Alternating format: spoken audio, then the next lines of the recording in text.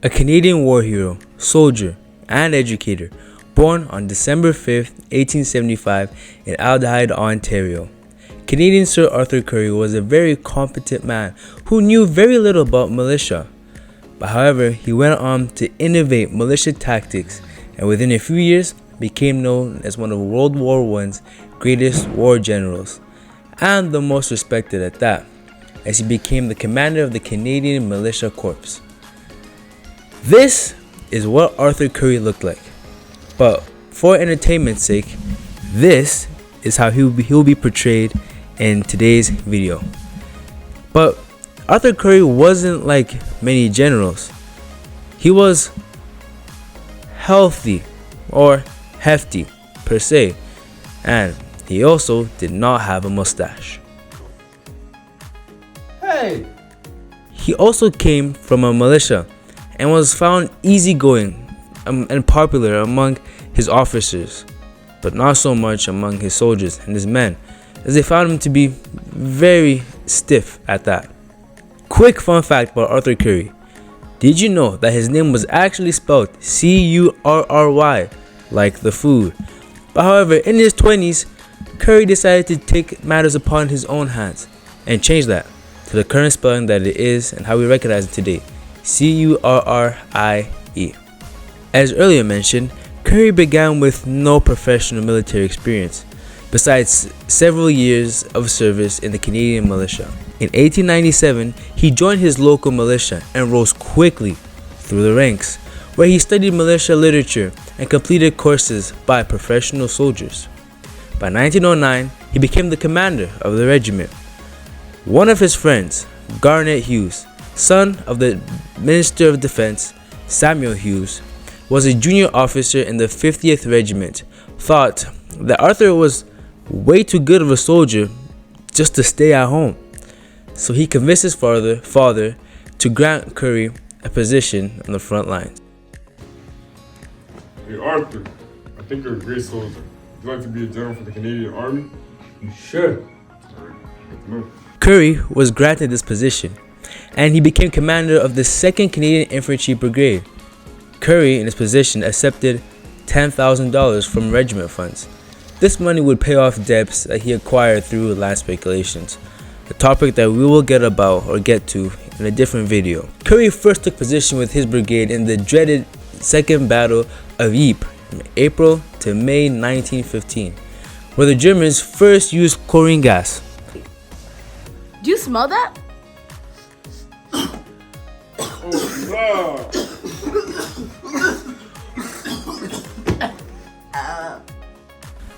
The result? Currie's unit lost about half of its strength during this battle. However, Currie was promoted to commander of the 1st Canadian Division, despite the casualties suffered. This unit took upon in a well-orchestrated attack against the German forces at Mount Sorel. Fast forward a few months, Currie's found himself in the same position as before, suffering many casualties at the Battle of Somme for little gain. However, Currie didn't give up.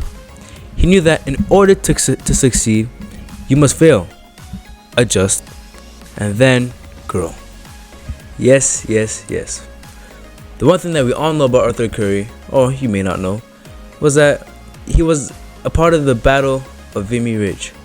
Although he is the one who conducted it, but he wasn't the one who planned the whole thing out. Byng, however, planned it for him on April of 1917. Our French and British counterparts fought for 3 years to take over the ridge, but they failed to do so. But such a feat was not impossible for Sir Arthur Currie.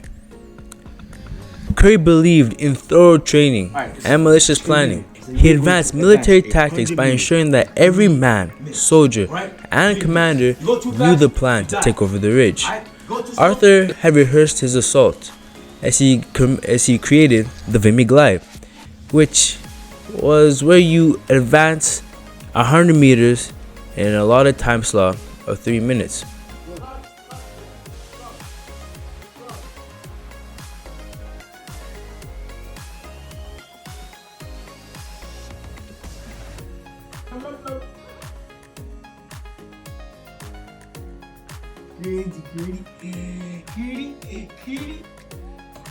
Nope.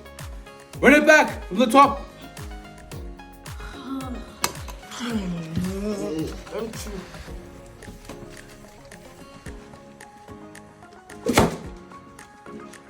Such a procedure had to be carried out with perfection. If you went too fast, then you'd be killed by your own artillery. If you went too slow, all the smoke came down, you would be shot by your German opposition. Then, on the big day, on April 9th, 1917, the plan was finally carried out. The attack of Vimy Ridge began, and Arthur's plan succeeded. The Canadians took over the ridge with a stunning victory, stapling themselves as shock troops. Accomplishing such a task promoted Currie to the commander of the Canadian Corps. Yes, Arthur Currie was quite the Canadian hero, but as we all know, no man is perfect. Despite Currie's pristine reputation as one of Canada's war heroes, he is criticized for carelessly sacrificing the lives of many Canadian soldiers. Despite Arthur's pristine reputation as one of Canada's great war heroes, he is criticized for carelessly sacrificing the lives of many Canadian soldiers, in particular in the Battle of Marne in Germany. On March 4th, 1919, Sam publicly criticized Currie in the House of Commons for needlessly sacrificing the lives of Canadian soldiers. Yet, I wonder, why isn't this talked about in schools? Is it to protect his own reputation, or to protect the reputation of Canadians and to instill pride in the students? Past his war days, Arthur Currie later took the position as principal of McGill University, one of the most prestigious universities here in Canada. As it should be no surprise, he also excelled in this position, especially during a crucial time in the school's development. Currie was clinical, took pride in everything he did, and did it to the fullest. His reputation for pristine planning and thorough training are life lessons we can apply in our lives. As his death drew nearer and nearer, he suffered from a stroke in early November 1933 and died at the age of 58 later that month due to ill health. Currie was quite the Canadian hero, displaying characteristics of courage, bravery, and character. In my opinion, he is the epitome of what a Canadian should be like. Thank you for taking your time to watch my video.